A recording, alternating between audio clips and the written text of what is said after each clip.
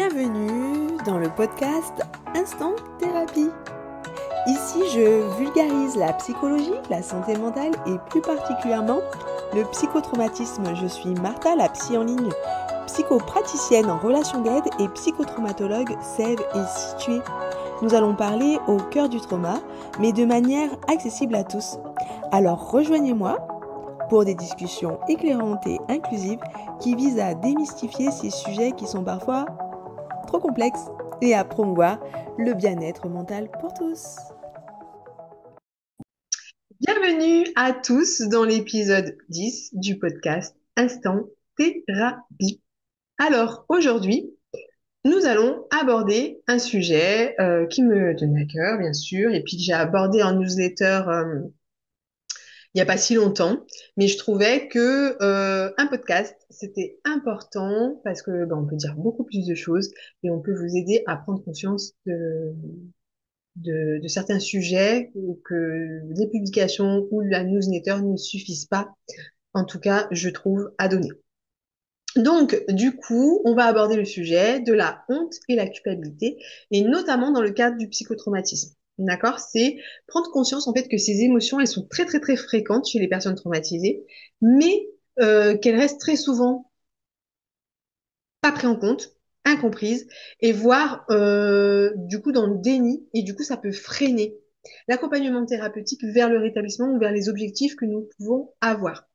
Même si ce schéma n'est pas toujours lié à un psychotraumatisme, je tiens à le préciser.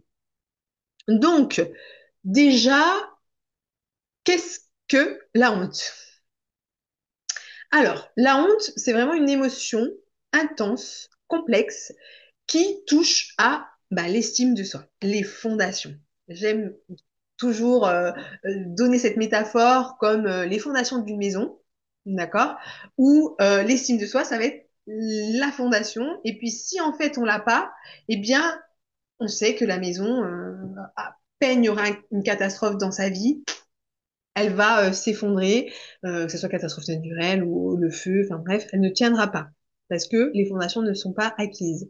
Eh bien, la honte, elle touche à tout ça parce que c'est vraiment un sentiment d'humiliation, un sentiment de rabaissement de soi, de dévalorisation profonde finalement, et elle peut naître d'un regard aussi extérieur, qui soit réel ou imaginé d'ailleurs, mais qui affecte finalement l'identité de la personne. C'est-à-dire, je me sens honteuse, honteux, parce que j'ai été rejetée, que je suis tout le temps incomprise, et puis de toute façon, en fait, j'ai honte de qui je suis.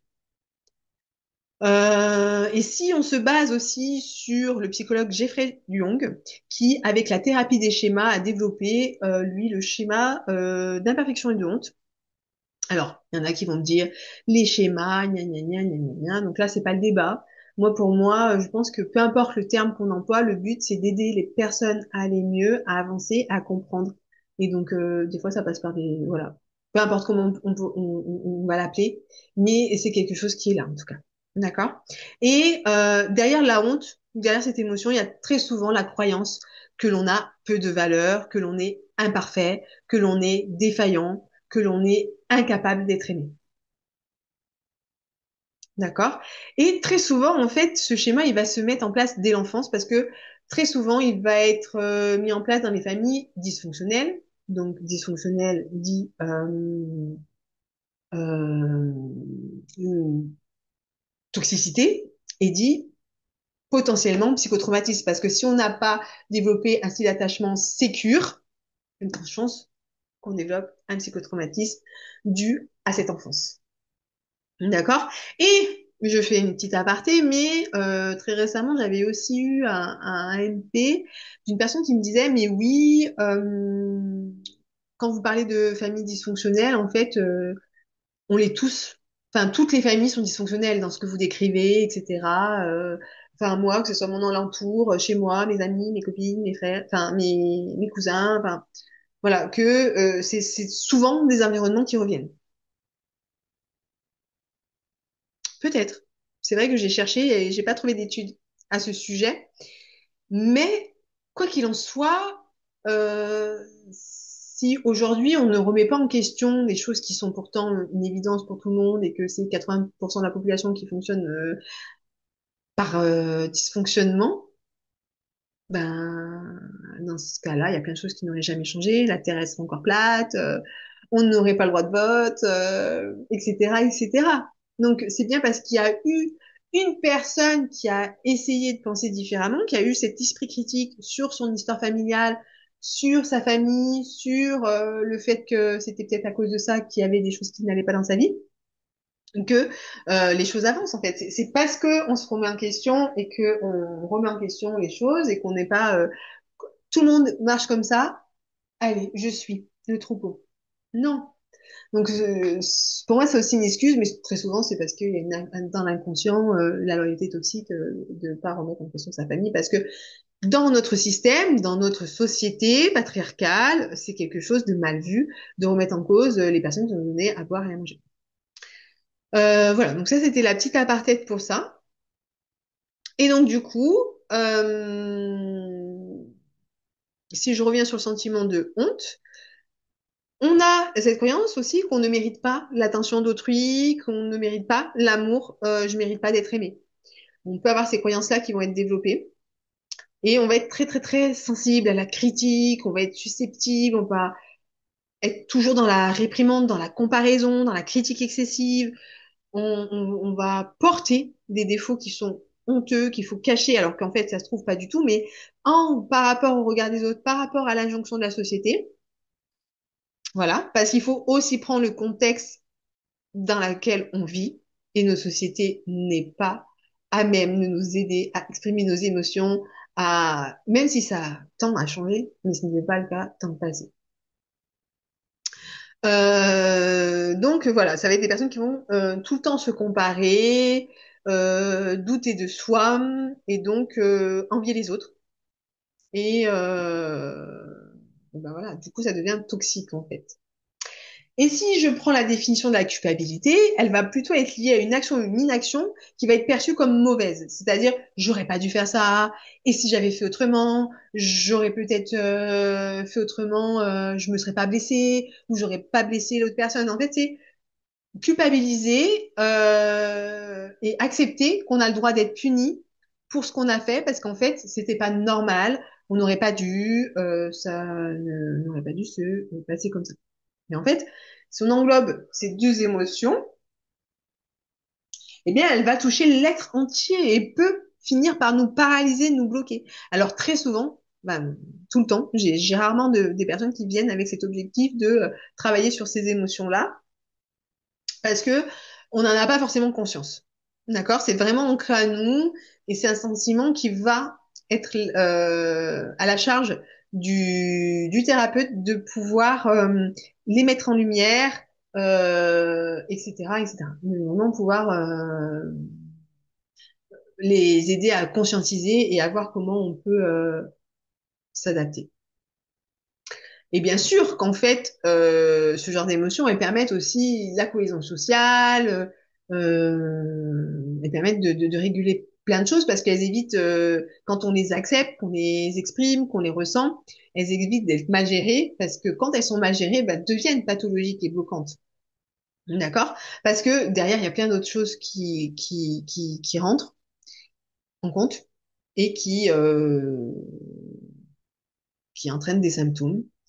Euh, donc déjà, si je vous donne, avant de vous donner les symptômes, je vais vous donner des exemples. C'est je suis qu'une ratée, je suis qu'un nul, je n'ai pas assez travaillé, donc c'est de ma faute. Donc ça a aussi un lien avec la méritocratie. Euh, j'ai fait une bêtise, je suis qu'un bête, je suis nul, je suis qu'une mauvaise personne, etc. Et en fait, de tout le temps penser ça, ça peut devenir carrément envahissant. Vraiment douloureux en fait. Ça peut devenir vraiment une souffrance. Et en fait, le lien avec le psychotrauma, c'est que souvent, donc même si je le disais, quand on développe déjà ça de par euh, notre enfance et le fait que, en fait, ce schéma s'est mis en place durant l'enfance parce qu'on était dans une famille dysfonctionnelle et donc nos besoins émotionnels n'ont pas été respectés, dû à une société patriarcale, hein, c'est pas la faute que des parents. C'est vraiment une ancienne, on n'est plus dans ces sociétés, c'est en train de changer, mais c'était le cas avant. Et donc, hormis, enfin, ça fait partie du processus qui peuvent déclencher un psychotraumatisme de blessures liées à toutes ces émotions-là, une blessure émotionnelle, leur honte liées à ces stratégies d'adaptation qu'on a mis en place finalement. Mais quand dans la vie, il y arrive en plus d'autres événements qui vont nous traumatiser, par exemple d'une agression sexuelle, par exemple, eh bien, on va se reprocher, on va se sentir inférieur, on va se sentir souillé, anormal, honteuse, parce qu'en fait, la société aussi, elle stigmatise les victimes. Donc, on sait que dans la société, les personnes qui sont victimes d'agressions sexuelles, on va leur dire que c'est de leur faute, qu'elles avaient qu'à mieux s'habiller, que si, que ça, que ça, que ça. Et même si je prends l'exemple des enfants, on entend très souvent des enfants qui sont placés, dans des familles d'accueil par exemple, qui vont aller dire à leur éducatrice qui vivent une agression sexuelle par leur famille d'accueil, et l'éducatrice ne va jamais les croire très souvent. Donc ça retarde des prises en charge, alors que très souvent il n'y a pas de raison de mentir justement, parce que très souvent si on libère la parole alors qu'on a honte, vous vous rendez compte du courage qu'il faut. Donc c'est vrai que prendre en compte que la société n'est pas encore prête à accompagner les personnes sur ces émotions-là, sur la libération de ces émotions-là, parce qu'on ne les écoute pas. Et donc, quand on se sent stigmatisé, on se dit, on va se taire. C'est mieux parce que de toute façon, dans la société, je pourrais qu'avoir honte si je, si je le dis, en fait, si je l'assume. Et puis voilà, dans le psychotraumatisme, il va avoir la culpabilité qui va engendrer c'est de ma faute ou j'aurais dû faire attention, j'aurais dû crier, j'aurais dû voilà, pas mal de choses que qu'on peut se reprocher. Et puis du coup, si je prends des exemples, ça va être des violences conjugales par exemple, où là, on va se sentir responsable de la situation et surtout en fonction si ces émotions de honte et de culpabilité sont là depuis l'enfance, eh bien finalement euh, se rendre compte que en fait mon père, ma mère me punissaient dès que je faisais quelque chose de pas bien, dès que j'étais pas parfaite, dès que ça allait pas comme ils voulaient. À l'école, parce que oui, l'éducation autoritaire et punitive très française, très européenne. Hein. Quand on voit les pays nordiques, ce n'est pas du tout comme ça et on se rend compte que leurs prisons sont vides. Donc il faudrait peut-être qu'on se pose des questions, même si pas mal de lois sont passées en faveur d'une éducation beaucoup plus positive, ce n'est pas encore le cas. Et je le vois même à l'école, par exemple. Donc il y a encore beaucoup de choses à changer dans notre société, mais euh, voilà, se dire que les violences conjugales sont normales parce qu'en fait, pourquoi la personne elle répéterait pas un schéma? Elle, c'est sa zone de confort d'être punie, rabaissée, humiliée dès qu'elle fait pas quelque chose de bien. C'est comme ça qu'elle a été éduquée. C'est comme ça que la société éduque les enfants dans notre monde aujourd'hui, principalement en Europe. Et bah en fait, je vais choisir un mari qui sera comme ça. Et comme la femme, elle est même si dans les couples femme-femme, ça existe aussi, homme-homme, ça existe aussi, hein, d'accord? C'est vraiment pas une spécificité de l'hétérosexualité, même si on sait que la plupart des violences sont dues aux hommes. Donc on aura plus le cas dans les couples hétérosexuels ou homosexuels hommes que chez les couples homosexuels femmes. Parce que la société, voilà, infantilise les femmes, et donc du coup l'homme va se comporter un peu comme le parent de sa femme, et donc va la punir dès qu'elle aura pas fait comme ci, qu'elle aura pas fait comme ça, etc., etc. Mais du coup la femme, elle intériorise que en fait elle a été élevée comme ça, donc c'est que ça doit être normal. Et donc souvent quand on lui dit ben pourquoi tu pars pas, tu sais que c'est pas normal, ben oui, mais quand toute ta vie t'as été traité comme ça et qu'en fait on t'a éduqué comme ça, que la société est éduquée comme ça et que tout autour de toi, tu vois que tout le monde fonctionne dysfonctionnellement comme ça, parce que la majorité des hommes ne vont pas bien dans notre société. Voilà. Eh bien, on accepte. Et on va créer des mécanismes, donc tourner sur des troubles anxieux, hein, de la rumination, on va tourner en boucle les pensées négatives, l'isolement, on se coupe des autres, parce que faut pas leur montrer qu'on a honte, et on est toujours dans, on se blâme constamment, on est pessimiste. Voilà, si je prends un autre exemple, par exemple, un soldat qui va revenir de la guerre et qui va culpabiliser parce qu'il est le seul des survivants de l'équipe avec qui il était. Je sais plus comment on dit, de son, voilà. Et donc, du coup, ses camarades sont décédés, mais pas lui. Donc, il va avoir le syndrome du survivant. Et il va repasser en boucle, etc. Mais c'est aussi lié à la honte et la culpabilité. En gros, moi, j'avais pas le droit de survivre si eux, ils sont pas survécu. Et peut-être se dire la culpabilité de se dire, et si, bah, ce jour-là, si j'étais passé sur une autre route, et c'est comme ça, etc., etc. Donc, très souvent, en fait, on a tous ces mécanismes qui vont se mettre en place. Et puis, on va aussi être dans je reproduis bêtement parce que continuer à se dévaloriser constamment, ben, c'est ce qu'on m'a appris. Et puis, je vais critiquer tout ce qui sera pas comme moi je le voudrais. Voilà. Il y a plusieurs, mais ça peut être aussi la stratégie de l'évitement. Carrément, j'évite le schéma et donc du coup, bah, je vais pas créer de liens forts avec les gens parce que je sais que à partir du moment où je crée des liens forts, il peut avoir du coup des erreurs qui arrivent et on peut se rendre compte que j'étais pas légitime à faire telle ou telle chose, etc. En fait, comme si l'erreur n'était pas humaine. Quand on a ces croyances-là, on pense vraiment que on doit être parfaite, en fait. C'est ce qui évite. Euh, en fait, sinon on n'évolue pas, sinon on n'est pas aimé, sinon voilà, on se fait maltraiter, etc., etc.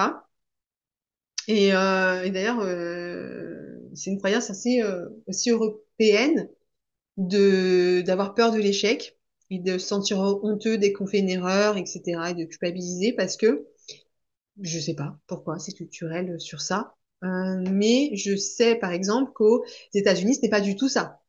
C'est-à-dire qu'aux États-Unis, ça va être valorisé de se tromper et de réessayer. Et donc très souvent, les étudiants dès la fac, ils vont monter l'entreprise, ils auront plein d'idées, ben, ils vont tenter, ils vont déposer des choses. Enfin voilà, ils vont essayer en fait. Parce que là-bas, en fait, plus t'échoues, plus t'as de chances de réussir, et c'est comme ça que c'est bien vu.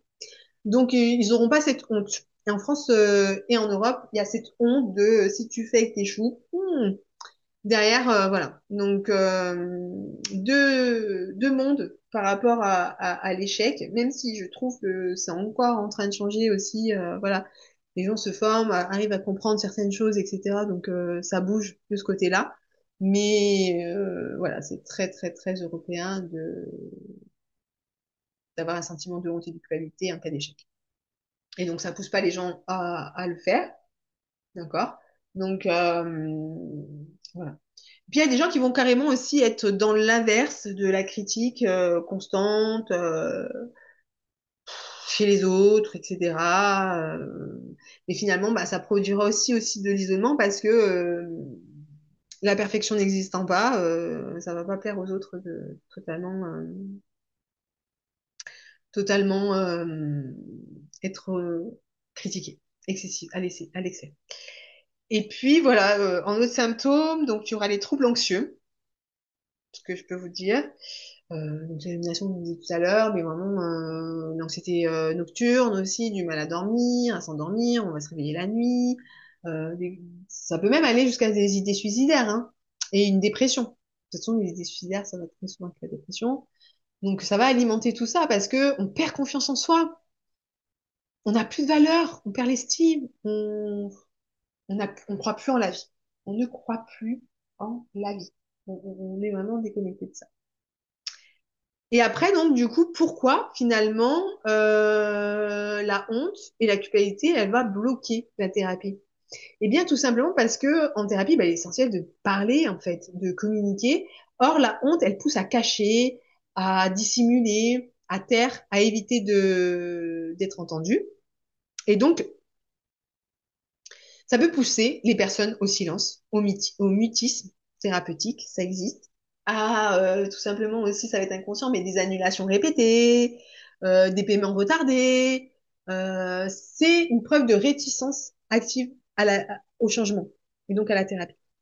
Et puis, il va y avoir des mensonges. C'est-à-dire quand on va essayer d'aborder ces émotions-là, soit un déni, soit une négation, à se sentir concerné.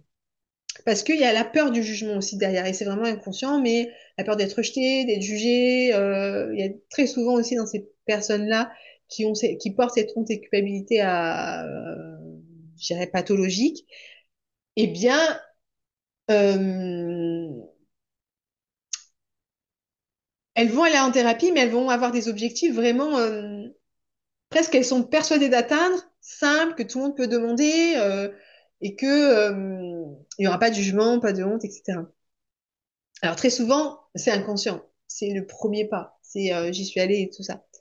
Et puis, il y a aussi, ben oui, la méfiance du thérapeute. Des fois, l'alliance n'est peut-être pas assez créée ou pas du tout. Déjà, des fois, il y a des personnes qui sont très disciplinées en se disant, bah, si je fais tout ce qu'elle me dit, même si je l'aime pas, ça va marcher. Pas du tout. Ça aussi, c'est une fausse croyance parce que les gens, des fois, choisissent leur thérapeute ou leur psy en fonction des outils qu'ils utilisent. Ah, bah, moi, je veux de l'hypnose, moi, je veux de l'EMDR, moi, je veux les TCC, moi, je veux ci, je veux ça. Et ils se disent, bah, allez, maintenant je coche, je fais tout bien ce qu'elle me dit, etc. Et même si je dis pas tout, bah, ça va marcher. Bah non, bah non. C'est prouvé scientifiquement que la meilleure façon pour avoir des résultats en thérapie, c'est l'alliance thérapeutique, pas du tout les outils. Donc, en fait, peu importe ce que votre thérapeute utilise, choisissez le thérapeute, le feeling, qui soit dans un espace qui vous corresponde, qui vous ressemble, vous pourrez justement oser parler ou en tout cas pas besoin de réitérer des choses sur une histoire ou des choses comme ça parce que c'est une thérapeute qui est très portée sur le contexte social, la sociologie, l'histoire de la personne, les cultures, etc. Donc plus choisir ça que choisir des outils. Parce que c'est ça qui fera la différence pour votre rétablissement, vraiment. Euh, Donc, voilà un petit peu pourquoi la honte va bloquer la thérapie. Et derrière, en fait, il peut avoir des conséquences graves hein, de tous ces mécanismes parce que au bout d'un moment, la personne, elle peut carrément arrêter, abandonner la thérapie. Parce que très souvent, ben, quand on arrive dans ce processus-là, il peut y avoir tellement de honte à arriver à en parler, on préfère arrêter, abandonner, plutôt que arriver à libérer la parole. Et du coup, ça prolonge la souffrance. Voilà. Mais ouais, ça peut être un patient qui annule les rendez-vous parce qu'en fait, il sent qu'il peut déranger en fait la thérapeute, alors que pas du tout. Mais dans ses pensées, il pense ça. Et comme il pense que ses pensées ont raison, voilà. Donc ça, c'est une forme d'anxiété, mais voilà, ça prolonge ou voilà. Mais en fait, finalement, peu importe les exemples que je peux vous donner, ce qui compte, c'est que la thérapeute, elle, va identifier ces blocages-là. Donc après, à elle de pouvoir adapter son approche, de voir comment elle peut amener les choses pour dépasser ces freins-là, ou en tout cas pouvoir les conscientiser et voir comment on fait ensemble. Parce que oui, la honte et la culpabilité sont des obstacles, pardon, majeurs, mais pas insurmontables. Pas insurmontable, mais pareil, il faut du courage et l'envie de sortir de sa façon de fonctionner auparavant. Donc, comment on va dépasser tout ça? Comment on va dépasser ces émotions moins agréables parce qu'elles sont essentielles à notre survie hein, d'être humain?